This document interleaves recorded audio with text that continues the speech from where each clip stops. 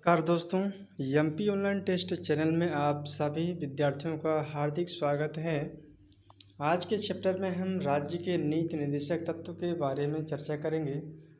तो सभी विद्यार्थियों से निवेदन है कि आप लोग वीडियो को ज़्यादा से ज़्यादा शेयर करें, क्योंकि आप लोग अपने दोस्तों तक वीडियो को शेयर नहीं करते हैं, न सब्सक्राइब करते हैं। तो आप लोगों से विशेष निवेदन है कि आप लोग इस चैनल को अपने कम से कम 5 दोस्तों तक ज़रूर शेयर करें, क्योंकि इससे ही हमें एक नई मोटिवेशन और नए नए वीडियो लाने में हेल्प होती है। तो सभी विद्यार्थियों से निवेदन है कि प्लीज़ दोस्तों आप लोग इस वीडियो को ज़्यादा से ज़्यादा शेयर करें, लाइक करें, सब्सक्राइब करें और इस चैनल से जुड़े रहें, क्योंकि हम डेली तो नहीं लेकिन अल्टरनेट हर दूसरे दिन एक एक नए चैप्टर को ऐड करते हुए आगे बढ़ेंगे। राज्य के नीति निर्देशक तत्व के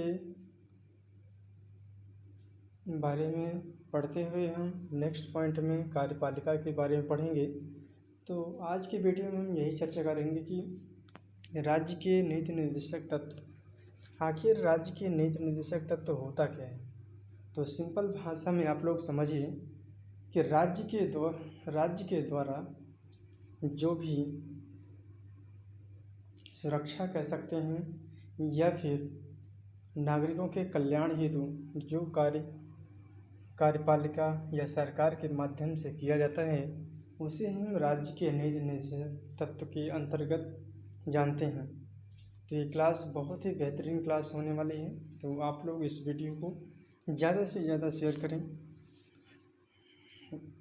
क्लास चाहे वनडे से लेकर एमपीपीएससी, यूपीएससी ऑल सभी स्टेट के लिए कवर करेगी, क्योंकि इंडियन पॉलिटी सभी एग्ज़ाम के लिए हर एक स्टेट के लिए उपयोगी है। तो आप लोग ज़्यादा से ज़्यादा शेयर करें और इसे समझने का प्रयास कीजिए। चलिए हम राज्य के नीति निर्देशक तत्व की चर्चा कर रहे हैं। तो राज्य के नीति निर्देशक तत्व की चर्चा हम संविधान की अनुच्छेद 36 से लेकर 51 तक वर्णन है राज्य के नीति निर्देशक तत्व। राज्य के नीति निर्देशक तत्व में पहला आर्टिकल हमारा जाता है 36वें नंबर के आर्टिकल। 36वें नंबर का आर्टिकल क्या कहता है कि इसमें राज्य की परिभाषा दी गई है। आखिर राज्य होता क्या है। तो पिछले वीडियो में हम मौलिक अधिकार के बारे में चर्चा कर रहे थे, तो वहाँ पर हमने बताया था कि राज्य क्या है। तो राज्य का अर्थ यह नहीं है कि एमपी, यूपी, बिहार ये सभी स्टेट, ऐसा नहीं है। राज्य का अर्थ यह है कि सरकार के माध्यम से जो इनकम या वित्तीय सहायता से जुड़ा हुआ है, उसे ही हम राज्य मान लेते हैं।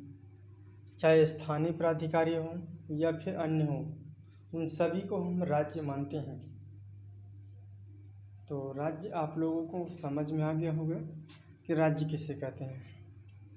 तो आर्टिकल नंबर 36 में यही है कि राज्य की परिभाषा के बारे में डिफाइन किया गया है। आर्टिकल नंबर 37 यह बताता है कि आपके राज्य के नीति निर्देशक तत्व जो है ये अपवर्तन है। अपवर्तन का अर्थ यही होता है कि इसे आप न्यायालय में दायर नहीं कर सकते हैं। जिस प्रकार मूल अधिकार में आपका मूल अधिकार यदि हनन होता है तो आप सीधे न्यायालय में, सुप्रीम कोर्ट या हाई कोर्ट में जा सकते हैं। सुप्रीम कोर्ट की चर्चा करें तो अनुच्छेद 32 के तहत न्यायालय ने रिट दायर करती है और सुनवाई होती है। और वहीं हाई कोर्ट की चर्चा करें तो आर्टिकल 226 के तहत वहाँ पर हाई कोर्ट अपना रिट दायर करती हैं। तो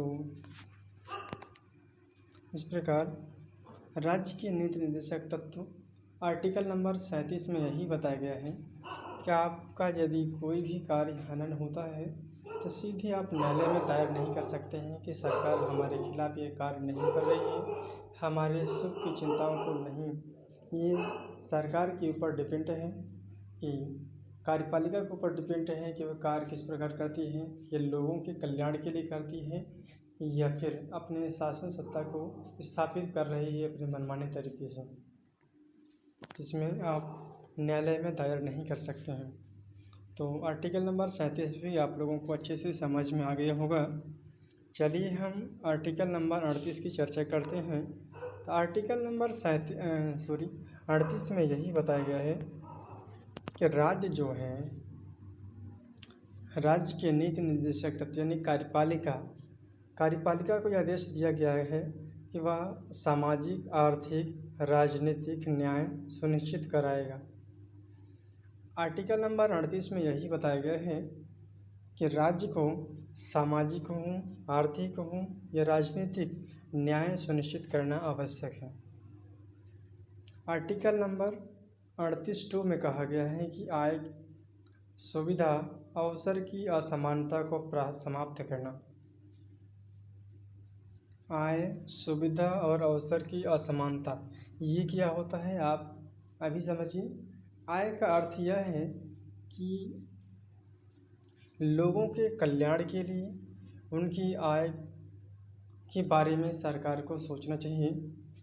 और आय का अर्थ यही है कि आय का अर्थ यह है कि आप का इनकम अच्छा हो, आप अपने परिवार का भरण पोषण कर सकें, अपने समाज का वृद्धि विकास हेतु आपको आय प्राप्त हो, इनकम प्राप्त हो और सुविधा का अवसर मिलना चाहिए।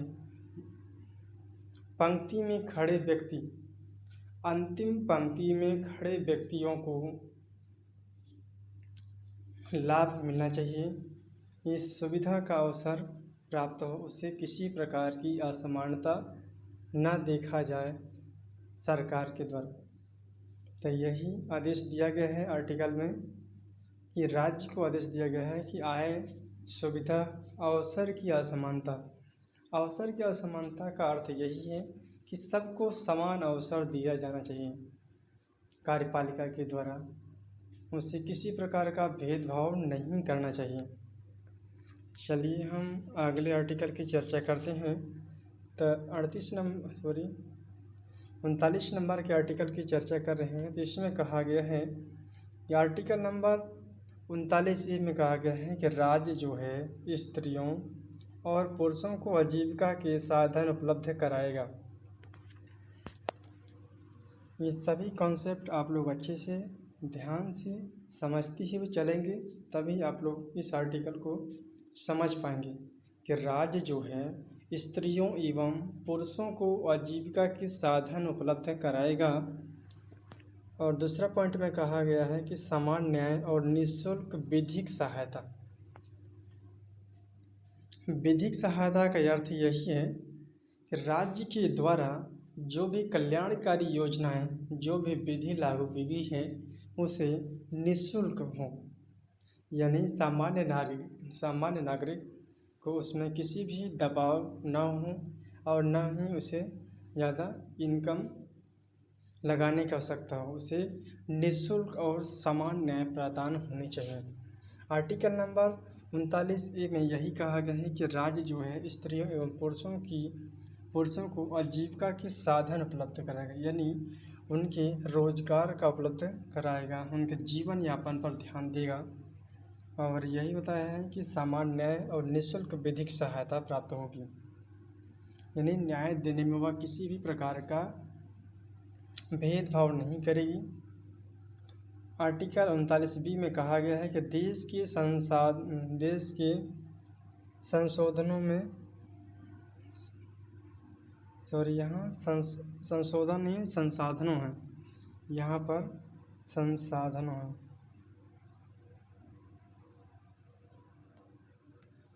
देश के संसाधनों का जनहित में प्रयोग होना चाहिए। ये संशोधन नहीं है, संसाधन है, इसे आप लोग सुधार कर लीजिए, टाइपिंग में थोड़ी एरर हो गई है। 39(b) में कहा गया है कि देश के संसाधनों का जनहित में प्रयोग होना चाहिए, यानी देश के अंतर्गत जो भी संसाधन है उसे नागरिकों को जनहित में, उनके हित में दिया जाना चाहिए। आर्टिकल नंबर 39C में कहा गया है कि आय संपदा का संकेंद्रण नहीं होना चाहिए। इसमें कहा गया है आर्टिकल नंबर 39C में कि आय संपदा को संकेंद्रण नहीं होना चाहिए, यानी इकट्ठा नहीं होना चाहिए, उसे फैलाव करके होना चाहिए, बिखराव हो, जिससे समस्त जनता में हर एक व्यक्ति को, हर एक नागरिक को प्रदान हो। इसीलिए कहा गया है आय संपदा का संकेंद्रण नहीं होना चाहिए। 39D में कहा गया है, 39D में कहा गया है स्त्रियों एवं पुरुषों को समान कार्य के लिए समान वेतन दिया जाएगा। ऐसा नहीं है कि स्त्रियों को वेतन अलग देना चाहिए, पुरुषों को वेतन अलग देना चाहिए। ये राज्य के द्वारा बैन लगाया गया है और राज्य को कहा गया है कि राज्य जो भी कार्य करवाएगा, चाहे स्त्री हो या पुरुष, जो भी उसमें कार्य करते हैं, तो उसमें स्त्री एवं पुरुष दोनों को समान कार्य के लिए समान वेतन दिया जाएगा। तो ये आर्टिकल कॉन्सेप्ट आप लोगों को समझ में आ गया होगा। चलिए हम नेक्स्ट चलते हैं। आर्टिकल नंबर 39E में कहा गया है कि राज्य नागरिकों के स्वास्थ्य की रक्षा करेगा। इसमें भी कहा गया है कि राज्य को डिफाइन किया गया है कि राज्य नागरिकों के स्वास्थ्य की रक्षा करेगा। आर्टिकल नंबर 39F में है कि राज्य बचपन और यौवन को शोषण से बचाएगा। बचपन और शोषण का अर्थ क्या होता है कि बचपन में बालक शिक्षा के अभाव में भटक जाते हैं, कहीं पर काम करने लगते हैं, फैक्ट्रियों में काम करने लगते हैं। तो इसलिए राज्य को निर्देश दिया गया है कि राज्य बचपन और यौवन को शोषण से बचाएगा, वह अपने उद्देश्यों से भटकेगा नहीं। इसीलिए सरकार ने यहाँ पर उन्हें सुरक्षा दी गई है कि राज्य जो है बचपन और यौवन को शोषण से बचाएगा। आर्टिकल नंबर 40 में चर्चा की गई है कि राज्य जो है ग्राम पंचायतों का गठन करेगी। आर्टिकल नंबर 40 में कहा गया है कि राज्य ग्राम पंचायतें का गठन करेगी। ग्राम पंचायतें ही हमारे स्थानीय स्वशासन को मजबूत करती हैं, क्योंकि डायरेक्ट केंद्र में रहकर सरकार इस स्थानीय स्तर तक सीधे विकास नहीं कर सकती है। इसीलिए राज्य ने डिफाइन किया कि यदि नागरिकों का कल्याण करना है तो वहाँ पर ग्राम पंचायत का गठन करनी चाहिए। ग्राम के अंतर्गत समस्त नागरिक अपने अधिकारों, अपने समस्याओं को सुनाएंगे और वहाँ पर अपने प्रस्ताव रखेंगे।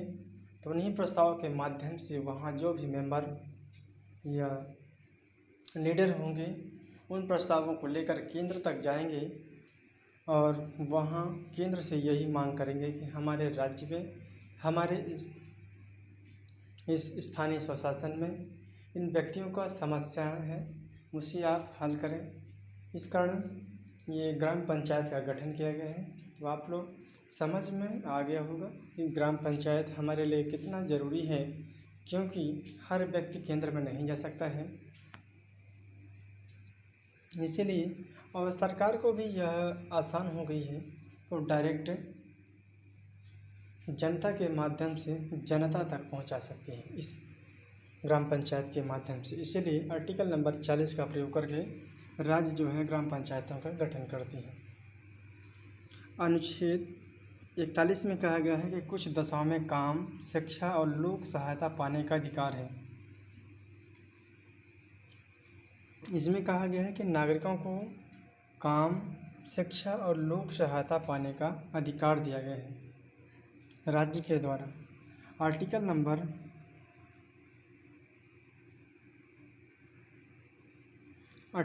42 में जो कि कार्य न्याय संगत मनोचित दशाओं और प्रसूति सहायता होनी चाहिए।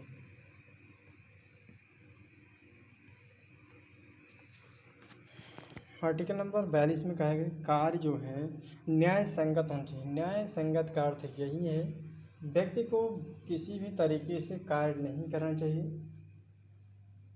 इसलिए सरकार को बैन दिया गया है कि कार्य उसके न्याय के अनुसार मिलना चाहिए, उसके काम की इच्छा के अनुसार मिलना चाहिए, मनोवांछित दशाओं पर मिलना चाहिए। और एक और बताया है कि प्रसूति सहायता,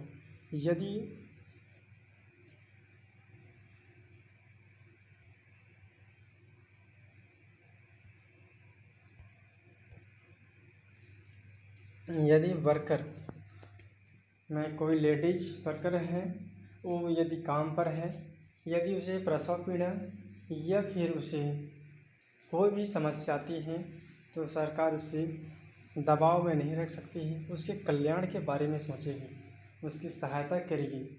यही इस आर्टिकल में बताया गया है कि कार्य जो है न्याय संगत दिया जाएगा, मनोवांछित दिया जाएगा और प्रसूति सहायता में हेल्प करेगा। चलिए आर्टिकल नंबर 42 को भी समझिए आप लोग अच्छे से। आर्टिकल नंबर 43 में भी समझिए कि कर्म कार्यों के लिए निर्वाह मजदूरी लघु एवं कुटीर उद्योगों का विकास करना चाहिए। कर्म कार्यों के लिए जो छोटे छोटे उनके लघु एवं कुटीर उद्योग है, उनके गाँव के अंदर उनको सरकार प्रमोट कर रही है कि वो अच्छे से कार्य करें और अपना जीवन यापन अपने समाज, अपने कल्याण के लिए बेहतर बना सकते हैं, उनका भी बढ़ावा सरकार देती है। इस आर्टिकल के माध्यम से बताया गया है कि निर्वाह मजदूरी लघु एवं कुटीर उद्योगों का विकास होना चाहिए। आर्टिकल नंबर 43 का में है कि लघु एवं कुटीर उद्योगों में मजदूरी को भागीदार बनना चाहिए। ऐसा नहीं होना चाहिए कि इसे जो लोग कार्य करते हैं उनका मन ना लगे, वो कार्य करने में सक्षम न हों। इसलिए इस आर्टिकल के माध्यम से कहा गया है कि उसे भागीदारी बनाना है, अपनाना है और अपना समझकर कार्य करना चाहिए। इस आर्टिकल के अंतर्गत यही बताया गया है। चलिए नेक्स्ट पॉइंट देखते हैं कि इस आर्टिकल के अंतर्गत 42वां संविधान संशोधन 1976 और 39A में कहा गया है कि सामान्य न्याय, निःशुल्क कानूनी सहायता, यानी न्याय के अनुसार ही कानूनी सहायता उसे दिया जाएगा। आर्टिकल नंबर 39 का में है कि राज्य सहकारी संस्थाओं का विकास करेगा। सहकारी का अर्थ क्या होता है आप लोग समझिए। सहकारी यानी प्राइवेट और गवर्नमेंट, इन सभी को समराइज करके देखा जाए तो एक संघ का निर्माण होता है। न तो ज़्यादा वो सरकारी है और न ही ज़्यादा प्राइवेट। कुछ विद्वान, कुछ जानकार लोग संगठन का निर्माण करते हैं और लोगों के कल्याण के लिए जो कार्य करते हैं उसे ही हम सहकारी संघ के नाम से जाना जाता है। तो इसमें 39 खा में यही बताया गया है कि सहकारी संस्थाओं का विकास करेगा।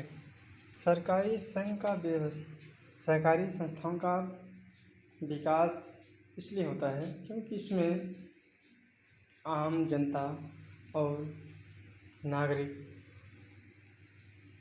कुछ प्राइवेट, कुछ शासकीय, ये सभी अपना प्रस्ताव रखते हैं, अपना उस वृद्धि विकास में सहायक होते हैं। इसका संशोधन किया गया है 97वां संशोधन 2011 में किया गया है। नेक्स्ट पॉइंट में है 44वां संविधान संशोधन, राज्य एक समान नागरिक संहिता लागू करेगा। यानी जो भी कानून लागू करेगा उसे एक समान लागू करेगा। ऐसा नहीं है कुछ व्यक्तियों के साथ अलग से कानून और कुछ व्यक्तियों के साथ अलग कानून, ऐसा बिल्कुल नहीं है।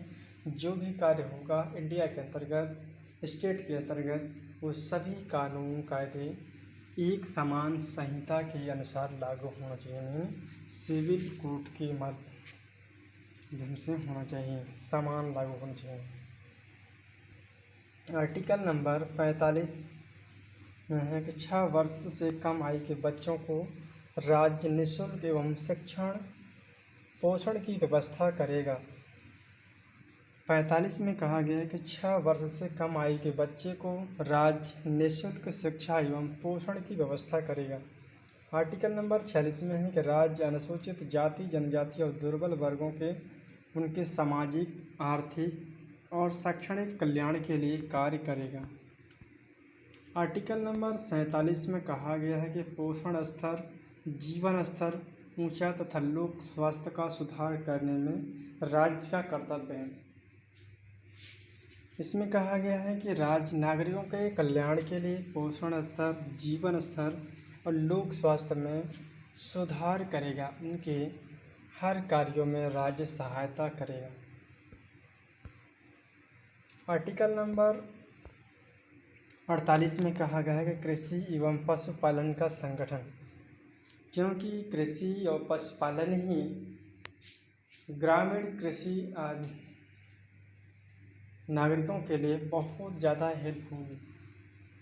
क्योंकि जब समाज को ऊंचा और उनकी कल्याण के बारे में सोचना है तो सबसे पहले कृषि को बढ़ावा देना चाहिए, पशुपालन को बढ़ावा देना चाहिए। इससे ही हमारे देश और कृषि संस्कृति में वृद्धि और समाज कल्याण खुशहाल देखा जा सकता है। आर्टिकल नंबर 48 का में कहा गया है कि पर्यावरण संरक्षण तथा संवर्धन और वन एवं वन्य जीवों की रक्षा होनी चाहिए। इसमें 42वां संविधान संशोधन 1976 के माध्यम से यह आर्टिकल को जोड़ा गया है और बताया गया है। नेक्स्ट है कि राष्ट्रीय महत्व के स्मारकों, स्थानों और वस्तुओं का संरक्षण। राष्ट्र के अंतर्गत जो भी स्मारक हैं, स्थान हैं, वस्तुओं का संरक्षण राज्य को भी करना चाहिए और समस्त नागरिकों को भी ये अपनाना चाहिए, उसे समझना चाहिए। देश की धरोहर है, वो अच्छे से संभाल के रखना चाहिए। एक निरंतर पीढ़ी के लिए, अगली पीढ़ी के लिए है, क्योंकि जब आप यूज कर रहे हैं तो आगे भी यूज होना चाहिए, ऐसा समझकर कार्य करना चाहिए। इसीलिए कहा गया है कि राष्ट्रीय महत्व के स्मारक है, स्थान है और वहाँ की वस्तुएं हैं, उन सभी का संरक्षण होना चाहिए। 50 नंबर के है कि कार्यपालिका न्यायपालिका का पृथक्करण होना चाहिए। कार्यपालिका कार्य करने वाली, जैसे हमारी सरकार हो गई, और इसके अंतर्गत जो भी मेंबर कार्य करते हैं वे सभी कार्यपालिका के अंतर्गत आते हैं। न्यायपालिका जैसे हमारे हाई कोर्ट है, सुप्रीम कोर्ट है, ये सभी न्यायपालिका है। इसमें कहा गया है कि इस आर्टिकल के माध्यम से दोनों अलग अलग होने चाहिए। ऐसा नहीं कि दोनों एक साथ मिलकर उसमें टकराव की स्थिति बने। इस कारण वहाँ पर डिफाइन किया गया है कि कार्यपालिका अपने अंडर में अपना ही कार्य करेगी और न्यायपालिका अपने अंडर में अपना ही कार्य करेगी, अपने अपने कार्य करेंगे। न तो कार्यपालिका न्यायपालिका के कार्यों में बाधा डालेगी और न ही न्यायपालिका कार्यपालिका की। इन दोनों का एक समन्वय और सुविचार के अनुसार पृथक्करण करना आवश्यक है। लास्ट हमारा आर्टिकल है अंतर्राष्ट्रीय। राज्य जो है अंतर्राष्ट्रीय शांति सुरक्षा स्थापित करेगा। राष्ट्र जो है, राज्य है, अंतर्राष्ट्रीय स्तर पर अपनी शांति सुरक्षा का प्रस्ताव देगा। ऐसा नहीं है कि वो राष्ट्रीय स्तर से अंतर्राष्ट्रीय स्तर से ना जुड़े, क्योंकि अंतर्राष्ट्रीय स्तर जब अच्छे मजबूत होंगे तो हमारा आर्थिक विकास होगा, सामाजिक विकास होगा और राजनीतिक विकास होगा। इससे हम दूसरे देशों के साथ प्रतिस्पर्धा और शांतिपूर्वक एक संबंध, अच्छा नागरिक होने का प्रस्ताव दे सकते हैं। तो चलिए आज का वीडियो हम यहीं एंड करते हैं दोस्तों। इस वीडियो को ज़्यादा से ज़्यादा शेयर करें अपने दोस्तों तक। हमारा प्लीज़ रिक्वेस्ट है, निवेदन है कि आप लोग इस चैनल से जुड़े हैं तो कुछ ना कुछ अच्छे से सीखते हुए चलेंगे। और यदि जो भी प्रश्न आप लोगों को नहीं समझ में आता है तो कमेंट बॉक्स में लिखिए, कमेंट करिए। आप लोग कमेंट ही नहीं करते हैं और नहीं बताते हैं तो हमें कैसे पता चलेगा कि आप लोगों को समझ में आता है या फिर नहीं आता है। यदि जो भी प्रश्न नहीं समझ में आता है तो कमेंट बॉक्स में ज़रूर लिखें, निसंदेह लिखें, बिना घबराए हुए। हम उसका आंसर देने का प्रयास करेंगे और देते रहेंगे। चलिए दोस्तों, आज का वीडियो हम यही एंड करते हैं। Thank you so much. जय हिंद, जय भारत।